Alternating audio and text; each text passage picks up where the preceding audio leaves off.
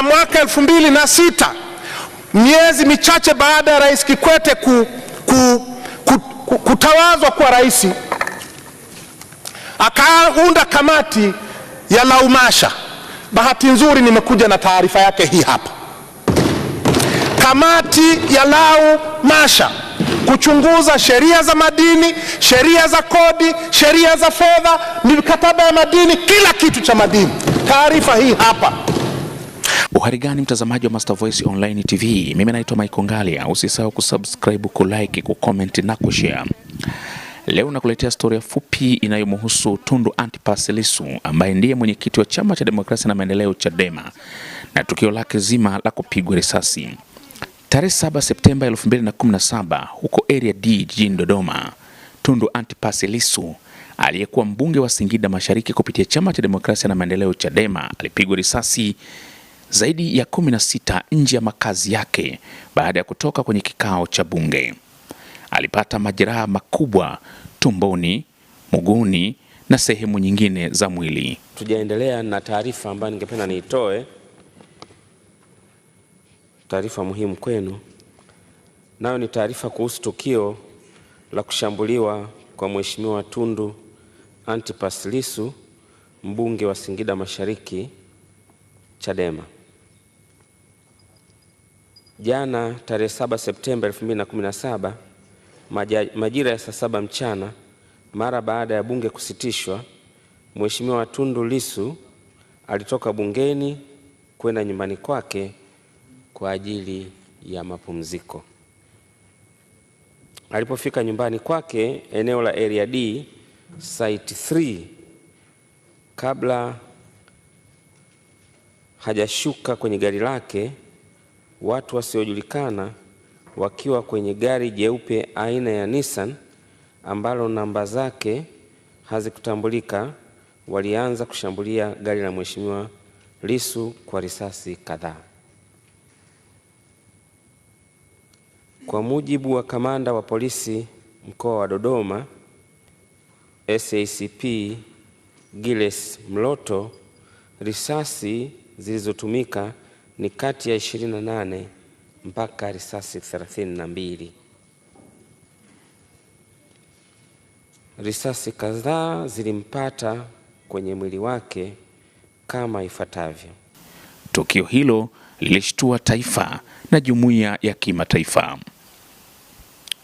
Awali alipelekwa hospitali ya rufaa ya jijini Dodoma, kisha akahamishiwa hospitali ya taifa Muhimbili huko jijini Dar es Salaam.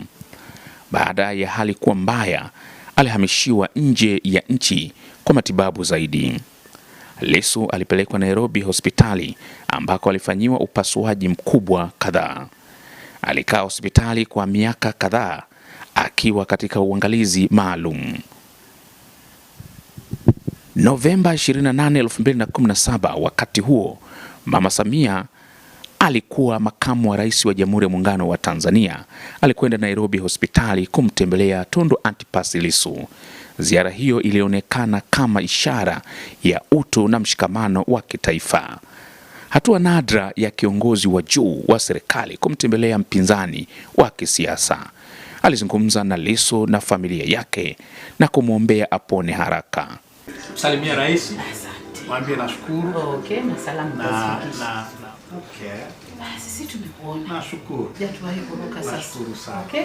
Nashukuru. Stay well. Nashukuru sana. Asante. Asante. Stay well. Okay. Quick recovery.